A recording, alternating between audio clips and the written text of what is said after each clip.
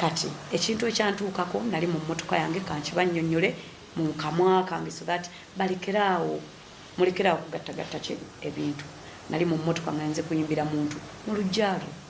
nga we mbagambye pita bafanzi bange ne bankwatako ne tuyimba but appropriately. Kati bwe ngenda okuyimba nze sigala mu mmotoka nze nyambala wabulayi dakika nga 15 okgenda ku stage mbeera n'engoye munda nze nkola kuva ku Monday paka ku Monday day in day out misana na kiro so wenfuna mu time ya wakati wa shows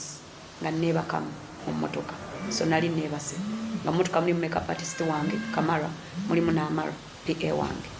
Dirisa nga avudde mu mmotoka tutuuse we tulina okuyimbira. It was a private party ya muntu waka nga alina abantu be yayita so omuntu oyo ajja ne security y'emabega ng'emuwerekedde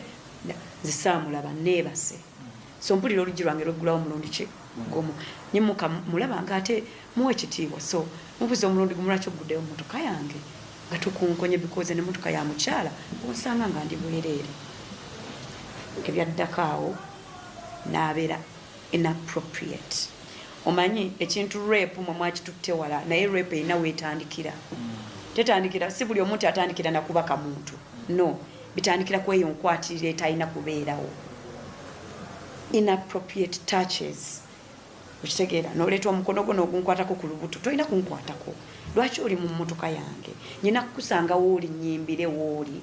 bw'oyagala ojje tuzinemu kubanga ti awo nziza okukola omulimu gwange mu mmotoka ndi mu time yange ng'omuntu eyeddembe era n'abajja ku mmotoka okumbuuzaako nabo weebali kye bakola batapinga omuntu ku ttiimu ne bamuzza ebbali twagala kubuuza ku Sheebah abantu ba ttiimu bakimanyize oluusi mbeera mu mmotoka yange neebase wiigi yange teriiko ndi mu mmotoka so gwojja buzi oggulawo lwaki oggulawo mu mmotoka y'omukyala and then bwe nkugamba tomala gaggulawo n'olaba attitude yange lwaki teweeyongerayo ate gwe n'osigala ng'okola ki okyajja ng'okyabeera inappropriate so nze ate ebyo ebintu binkuulirako ddala waya ze nona n'abafanzi bange mu kiseera bali inappropriate kunkwatakwatako obutalina kunkwatako nyambadde akantu kange kakomawa kiryoke sikugambe jangu okole ki onkwateko no